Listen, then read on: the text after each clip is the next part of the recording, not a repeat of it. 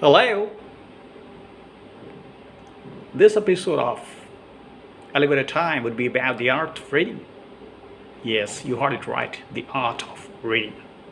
Reading is very vital. You know it. It's vital for the learned, for the students, for the travelers, for the researchers, for the poets, for the philosophers, for the writers, right? For the writers too. And nearly everybody. Correct. Nearly everybody. It's a skill that can be learned and, of course, improved with time. There are various ways to read, different ways to read. And what works for one person may not work for another, right? I have my way of reading, you have your unique way of reading.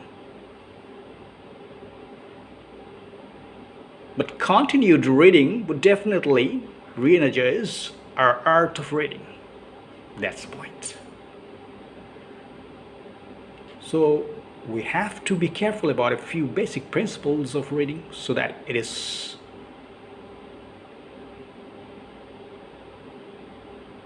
comprehensive reading. Right, comprehensive reading. The first point is that choose the right text, right material, the right books.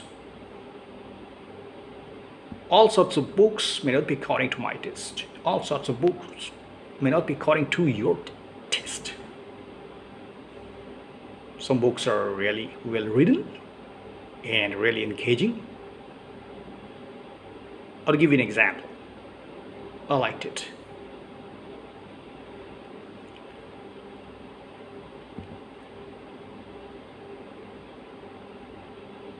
Nohonete by Moitri Devi.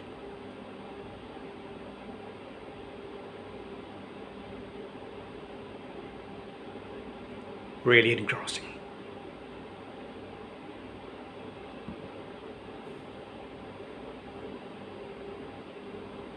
And if you're talking about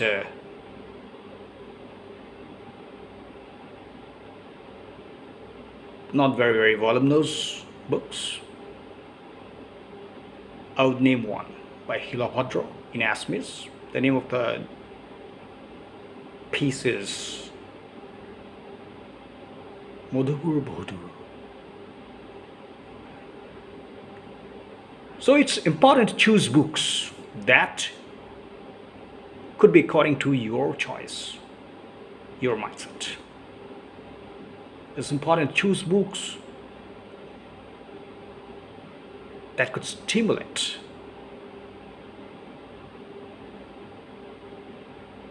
my mindset or the faculties in my mind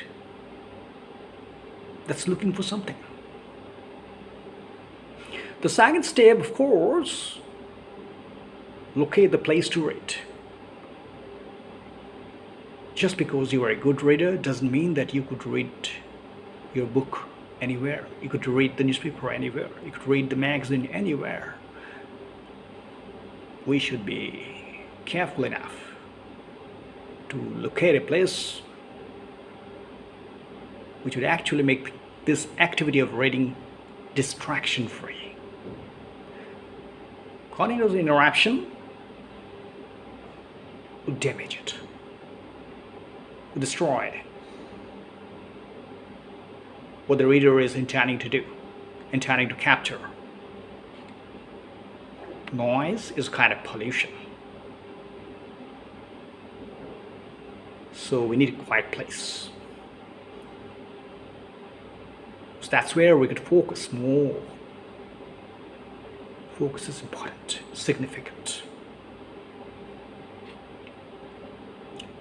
Just because we have the right place,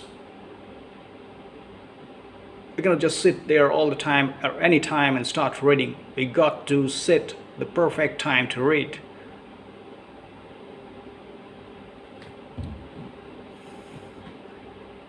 We got to find out the right time when we could deliver our focus, when you could be more and more focused. Right. Well, breaks is important. To take a break is important, but it depends from man to man, person to person. There is no hard and fast rule that you could just read for half an hour, then take a break for 5 minutes, or read continuously for 1 hour and take a coffee break. No. Or read continuously for 2 hours, take a coffee break. It depends upon the person. It depends upon the reader's mindset, the reader's viewpoint, the reader's focus. Because once you take a break, you have to come back and develop that passion in you once again to engross into the text. Right. And when we come across some difficult passages, difficult to comprehend, we shouldn't shrink away from rereading. That's massively important. Rereading. Like rewriting, rereading is massively important. Right? So,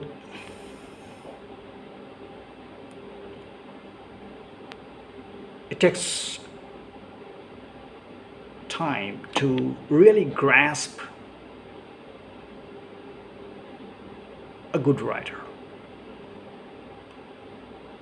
grasp what the text tries to stimulate, the text written by a good writer. And if the book doesn't suit your taste, maybe it's a great book, don't procrastinate to put it down. You can come back to it later on. At this point of time, if it's not according to your taste, having gone through a few pages, you can just put it down and instead focus on a different book. But keep reading. Especially students, keep reading. The more you read, the better you'll become at the art of reading. And right now, I read a few passages from a great book by Ramachandra Guha. The name of the book is India After Gandhi.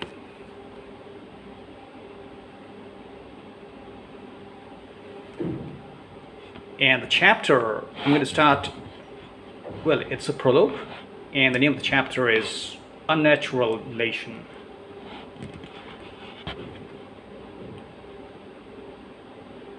Because there are so many and so various, the people of India are also divided. It appears to have been so in the spring of 1827. The poet Mirza Sadullah Khan Ghalib set out on a journey from Delhi to Calcutta. 6 months later, he reached the holy Hindu city of Benares. Here, he wrote a poem called Chirag-e-Dar,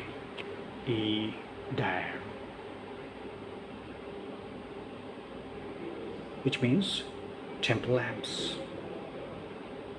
which contains these timeless lines. Now let me go ahead with the lines of Ghalib.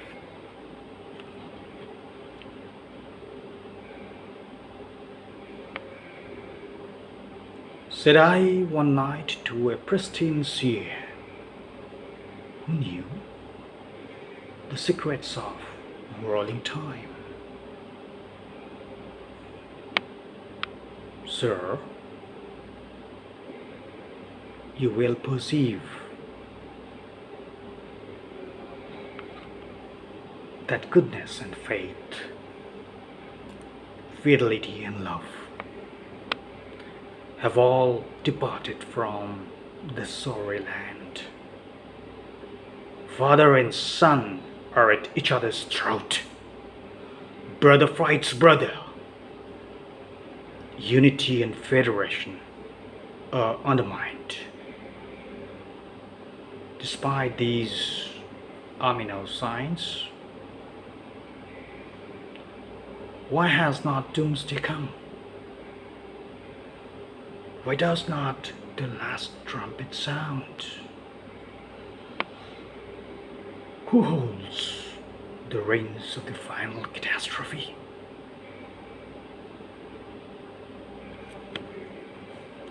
Ghalib's poem was composed against the backdrop of the decline of the Mughal Empire. His home territory, the Indo-Gangetic Plain, once ruled by a single monarch, was now split between contending chiefdoms and armies. Brother was fighting brother. Unity and federation were being undermined. But even as he wrote, a new and foreign power was asserting its influence across the land in the form of the British, who were steadily acquiring control of the greater part of the subcontinent.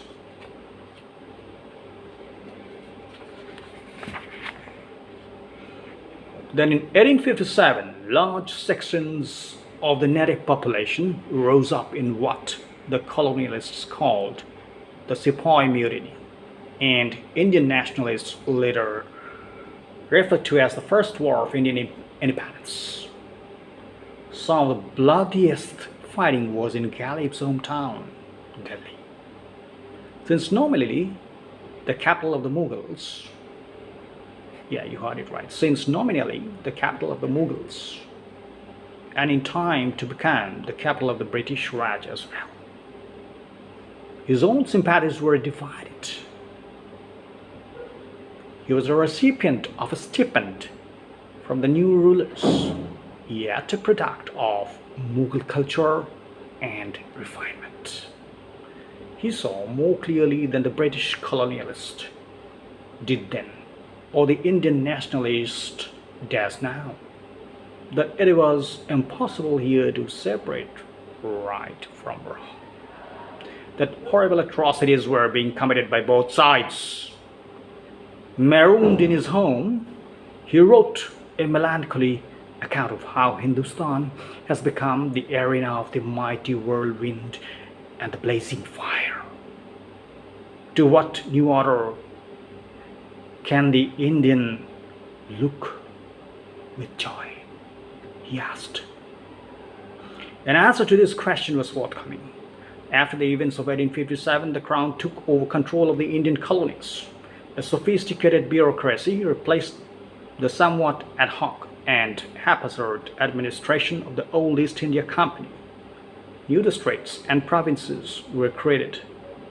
The running of the state was overseen by the elite cadre of the Indian civil service, supported by departments of police, forests, irrigation, etc. Much energy and money was spent on building a railway network that crisscrossed the land. This contributed enormously to the unity of British India. Yes, this contributed enormously to the unity of British India, as well as to its stability. Yes, stability. For now, the rulers could quickly move troops to forestall any repeat of 1857.